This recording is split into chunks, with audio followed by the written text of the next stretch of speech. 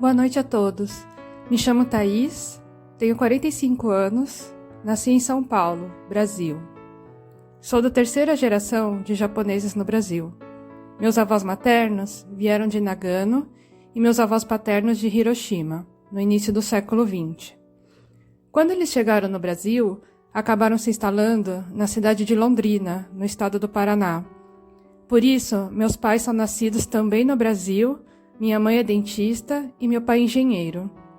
Eles se casaram e foram morar em São Paulo. Primeiro nasceu minha irmã Karen, que é arquiteta. Eu nasci em seguida e minha irmã mais nova, Renata, trabalha com design editorial. Nós três já fomos Kenshoseis pela província de Toyama, nos anos de 2002, 2003 e 2015, respectivamente. Eu atualmente moro em Porto Alegre, capital do estado do Rio Grande do Sul, estado do extremo sul do Brasil, que faz fronteira com Uruguai e Argentina. Sou graduada em Propaganda e Marketing e em Desenho Industrial. Trabalho como designer gráfico, ilustradora e artista visual.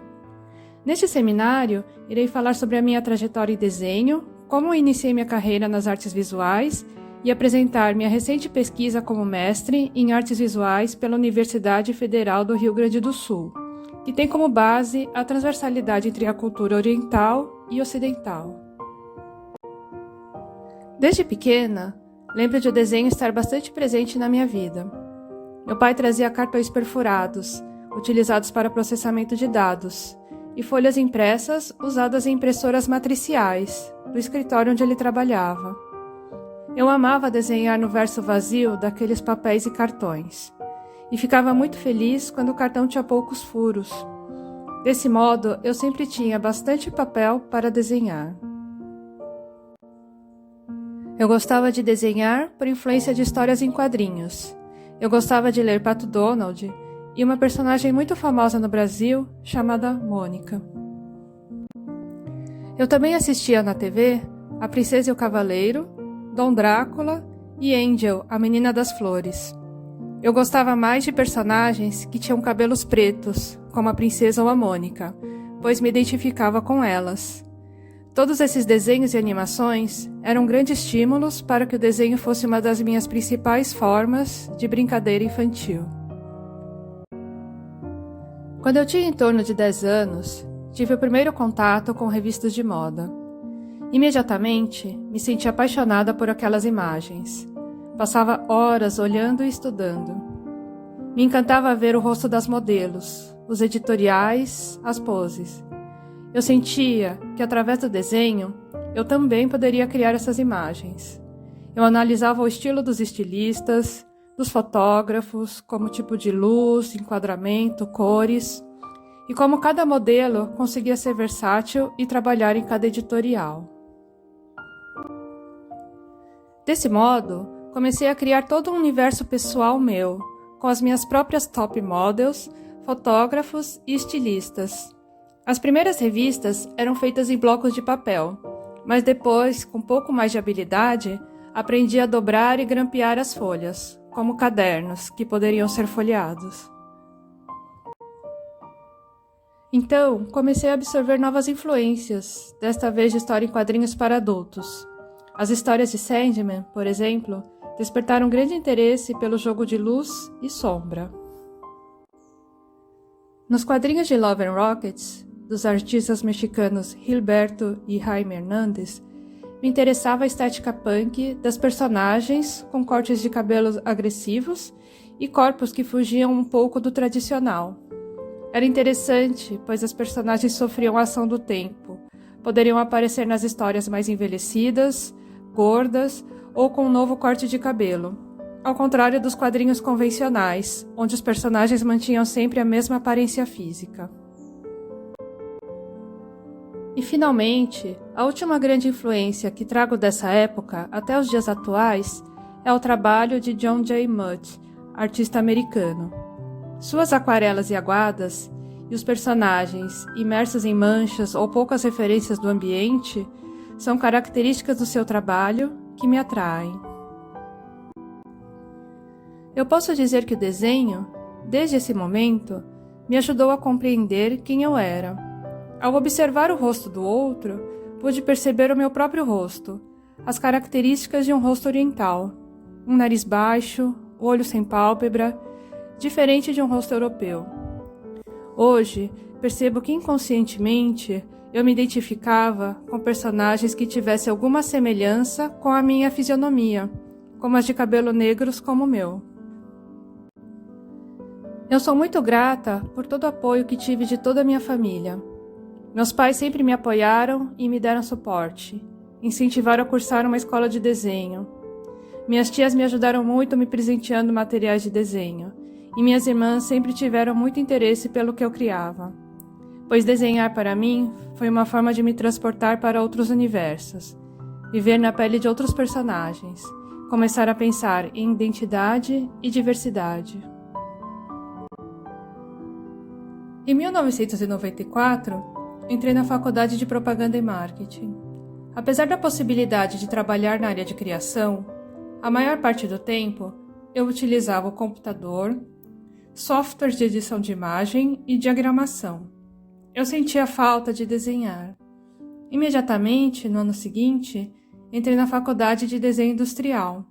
Os primeiros anos eram similares à Faculdade de Artes Visuais. Estudei desenho com modelo vivo, xilogravura e gravura em metal. Nesse mesmo ano, pude começar a frequentar a escola de língua japonesa. Para mim, desde pequena, era um grande sonho aprender japonês. Minha tia tinha me ensinado um pouco de hiragana, katakana e algumas palavras, mas eu não sabia formar uma frase ou conversar. Me encantei quando pude aprender na escola os kanjis. Os kanjis eram muito poéticos para mim. Era intrigante aprender o desenho de cada letra e conhecer, por meio das partículas dos ideogramas, todos os pequenos significados que uma palavra continha. Estudar japonês floresceu um desejo muito grande de conhecer o Japão. Fiz brevemente, na mesma época, aulas de Shodo. Apesar de ter frequentado apenas alguns meses, achei muito interessante pensar na caligrafia como uma filosofia. Um traço delicado que pode ser feito com muito vigor. É preciso sentir-se presente, manter um estado de atenção. Me atraiu muito a ideia de não poder retocar a linha uma vez traçada no papel. Nesse período, o grafite na cidade de São Paulo estava no seu auge. Haviam tantos desenhos interessantes nos muros da cidade. Eu quis muito começar a fazer também. No começo foi difícil. Fiz alguns desenhos no papel que eu gostaria de tentar fazer na parede, mas eu nunca tinha visto alguém fazer. Eu achava que os grafites eram feitos de noite, no escuro, pois não era uma atividade permitida e por isso os artistas assinavam com pseudônimos. Eu escolhi o pseudônimo de Hanabi. Eu tinha acabado de assistir o filme homônimo de Takeshi Kitano e ainda estava maravilhada com os significados dos kanjis. Para mim, Hanabi ou fogos de artifício eram como a essência do grafite, a beleza e a transitoriedade juntas em uma imagem. Uma vez que seu desenho estava no muro, na rua, você perdia o controle sobre aquele trabalho. No dia seguinte ele poderia ser apagado, não mais existir. Por meio de contatos, fui conhecendo grafiteiros e aprendendo um pouco da técnica com cada um. O grafite envolve muitas coisas. Eu tinha que decidir o que iria pintar, qual seria meu estilo, e demarcando um território com o meu trabalho. Primeiramente, então, decidi que pintaria gatos, pois eu tinha 2 animais de estimação que seriam minha inspiração, e queria usar poucas cores.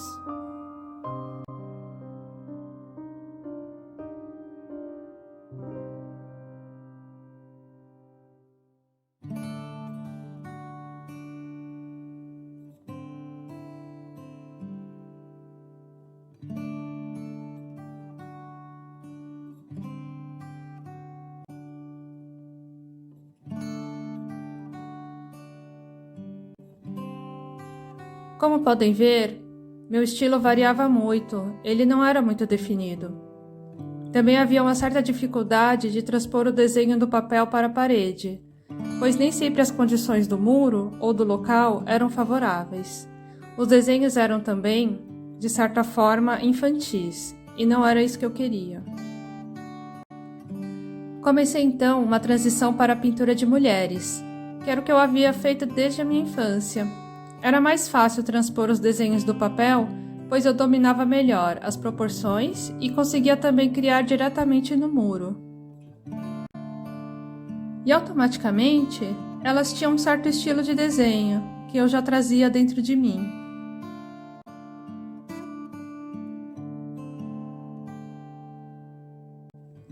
Meu trabalho passou a ser reconhecido, até que comecei a ser chamada para encomendas e para participar de eventos e exposições. Esta foi uma pintura para a fachada de uma loja de roupas. Esta outra, para a área interna de um restaurante de comida japonesa. Aqui, uma exposição realizada por meio de um edital, na qual a proposta era interferir no corredor de um espaço cultural, em São Paulo. O projeto foi escrito e produzido por mim e pela artista Lídia Brancher. Neste projeto, pude experimentar algumas técnicas diferentes, como utilizar pincel, desenhar com lápis diretamente na parede e a colagem. Como a proximidade do observador era bastante próxima da parede, ao contrário de um pedestre na rua ou um transeunte dentro de um carro, o trabalho exigia um acabamento diferente. Além também de poder trabalhar com algumas sutilezas, como tinta preta brilhante sobre tinta preta fosca.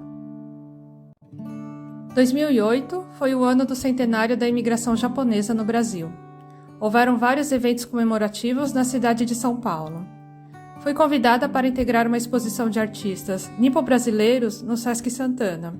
E meu trabalho foi um mural em uma parede com 7 metros de extensão por 3 metros de altura. Este trabalho foi muito apreciado pelo público, tanto que em seguida fui convidada para uma exposição itinerante, onde eu pintaria diversos murais pelo interior de São Paulo. Este foi o painel realizado na cidade de Campinas, integrante da exposição itinerante. Fiz dupla com o artista Tinho, brasileiro, também descendente de japoneses. Este em Mogi das Cruzes, em Bragança Paulista e na cidade de Americana. Além de uma característica oriental começar a surgir nas mulheres de minhas pinturas, comecei a explorar outro elemento. No Brasil, é muito comum, ao andar na rua, ser assediada por homens, principalmente se você se veste de forma mais sensual. Comecei a explorar a sensualidade nas personagens femininas. Esse propósito surgiu de certa vez eu ter feito uma pintura da Hello Kitty sensual, nua, vestindo apenas meias. Era uma brincadeira. Eu achei que logo iriam vandalizar aquele desenho. Porém, ele permaneceu o tempo todo intacto. Comecei então a explorar a sensualidade nas personagens femininas, pois me intrigou elas não serem violadas quando pintadas nos muros.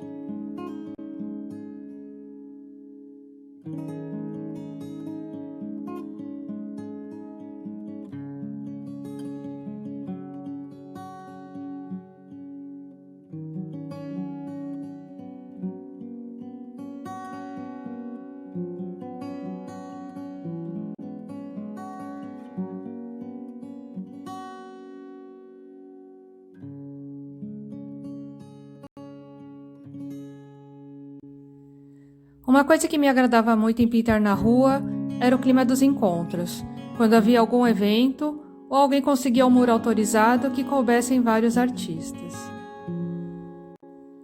Combinávamos onde cada um faria seu trabalho. Ajudava se alguém precisasse de algum material, como pincéis ou bicos de spray, ou cor específica de tinta. A gente podia pedir opinião um para os outros e ir melhorando o desenho. E é claro, estar com pessoas que pintam bem te puxava para que se esforçasse e fizesse um bom trabalho. Muitas vezes eu levava minhas filhas junto comigo. Quando elas podiam, eu deixava que me ajudassem.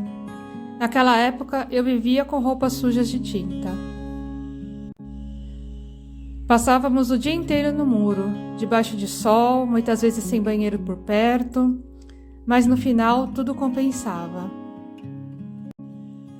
O grafite é uma arte que te desafia, seja na técnica da pintura, seja na escala, ou seja em sua própria condição física, como pessoa.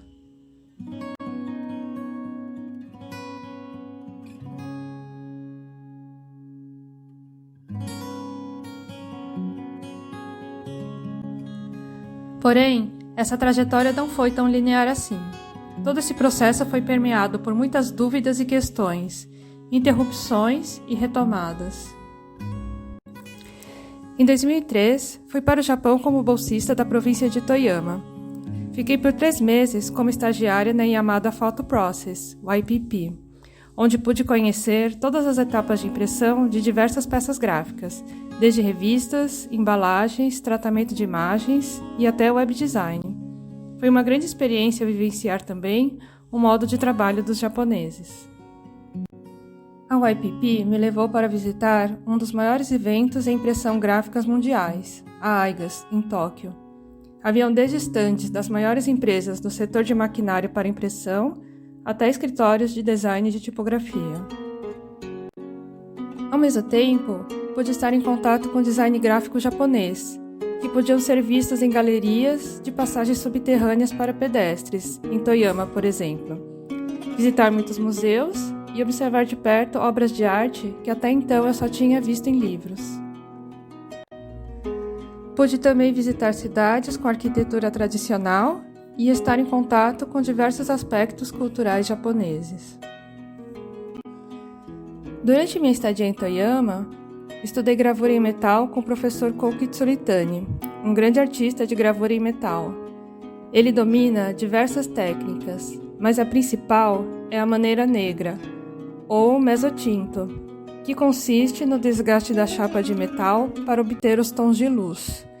Desse modo, o artista deve visualizar o trabalho de maneira inversa ao desenho a lápis, que dá os tons de sombra num desenho.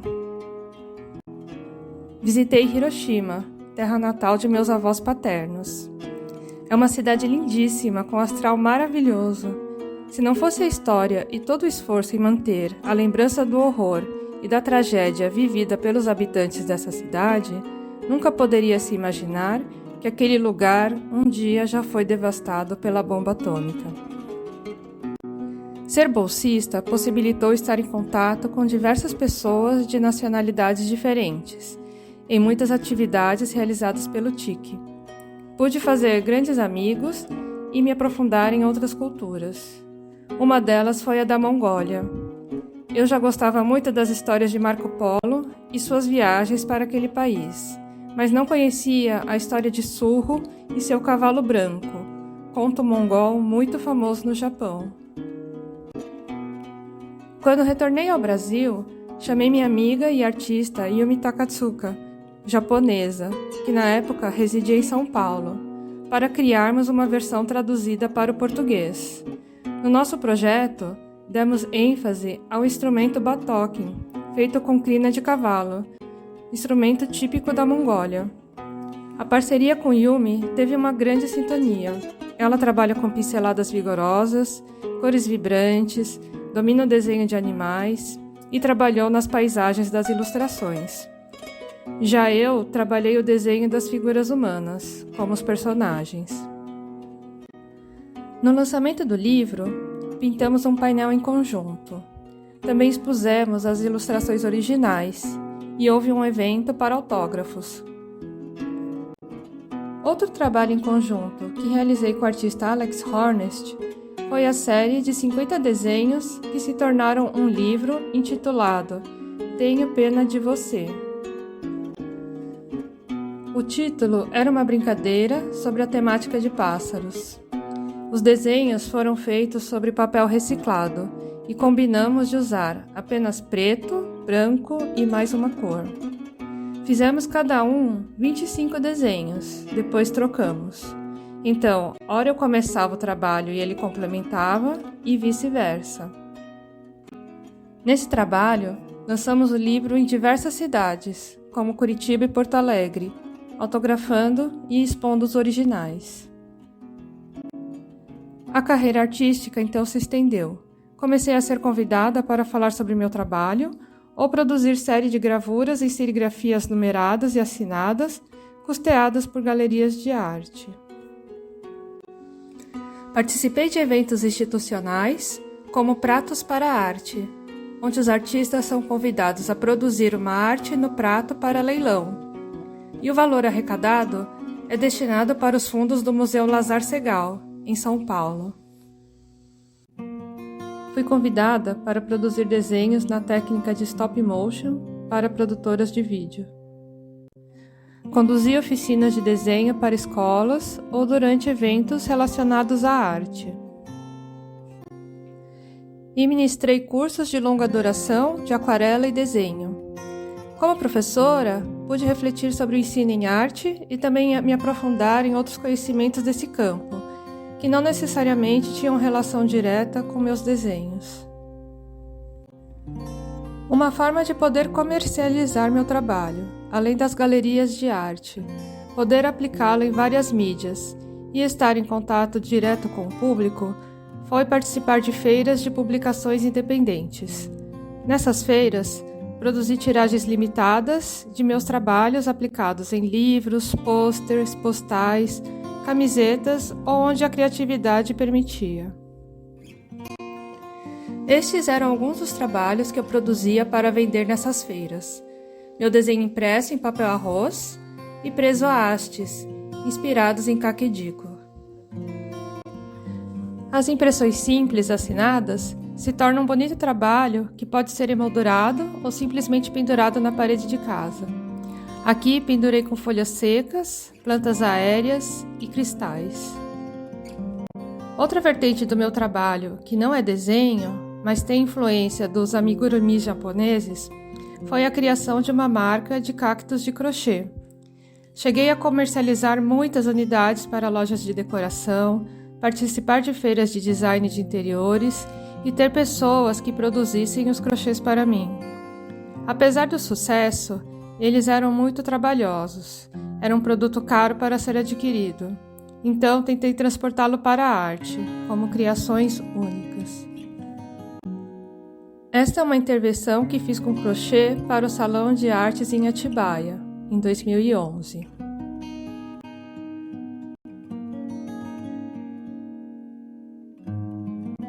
Eram peças de crochê aplicados diretamente na árvore, remetendo ao grafite. Produzi, a pedido do Museu Afro Brasil, este personagem muito conhecido no Brasil, chamado Saci Pererê. O Saci é uma lenda do folclore brasileiro. Ele tem apenas uma perna, usa um gorro vermelho e frequentemente está fumando um cachimbo. Este trabalho foi a customização de uma peça de decoração feita em porcelana, apresentada em uma feira de design de interiores, onde apliquei pequenas peças de crochê. Trabalhei por 6 anos em estamparia, junto com estilistas na criação de coleções. Uma das minhas maiores influências para criar era o design gráfico de Iko Tanaka. Gostava de pensar em como ele aplicava os volumes e buscava trabalhar dessa forma nos desenhos. Além de procurar trabalhar combinações de cores menos óbvias. Esta coleção foi inspirada nos kamons japoneses, mas inseridos num contexto brasileiro.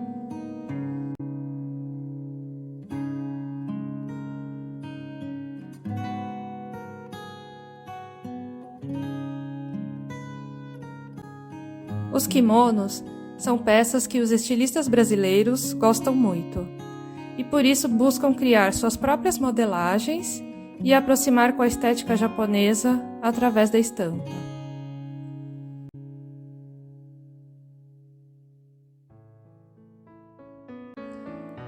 E estas são as minhas 2 criações mais perfeitas. Minhas filhas Fuzi, nascida em 2009, e Lilo, em 2012. A maternidade influenciou muito na condução da minha carreira artística. Ao me tornar mãe de 2 crianças, morando em uma cidade grande como São Paulo, Deslocamentos, como viagens ou simples caminhadas, foram se tornando cada vez mais escassas e difíceis de serem realizadas. O vagar pelas ruas ou caminhar sossegadamente se tornaram situações raras de acontecer. E mesmo nos momentos oportunos para tal, meus pensamentos estavam focados em minhas filhas e nas preocupações do dia a dia.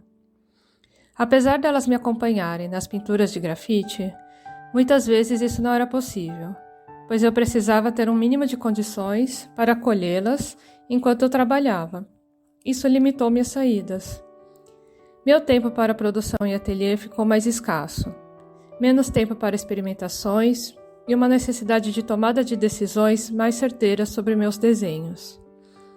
A minha experiência da maternidade me conduziu, em muitos momentos, a sentimentos de solidão, isolamento e introspecção, além de uma desconexão exterior sobre minha aparência com a interior, a minha essência, abrindo indagações sobre quem eu era e quem eu havia me tornado. Eu ainda não tinha total consciência dessa transformação que eu estava passando.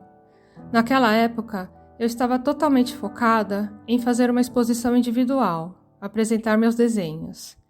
Essa oportunidade surgiu quando eu criei a série Garotas Boazinhas. Era uma série de garotas sensuais e bochechas rosadas. O nome da série foi inspirada em uma frase de música que dizia: "Garotas boazinhas vão para o céu, e garotas malvadas vão para qualquer lugar." Esse lugar, para mim, era esse fundo infinito branco, referência dos editoriais de moda. Era um trabalho que eu queria tratar sobre a liberdade de ser e agir sem pressões e padrões impostos pela sociedade. A exposição contou com obras em desenho, a pintura de um mural e a projeção de um vídeo.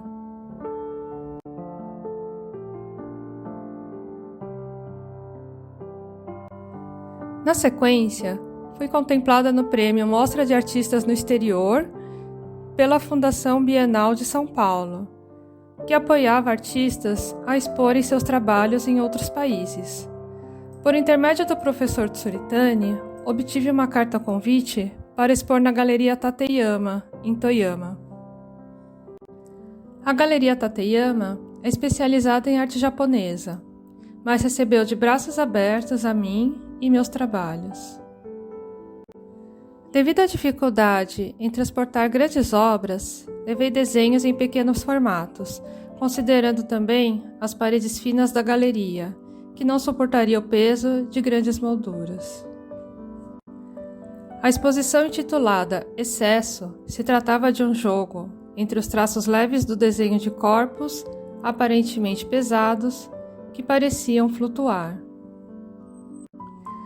Apesar de ter sido premiada e ter tido a oportunidade de mostrar meu trabalho e retornar ao Japão, eu não me sentia mais feliz com meus desenhos.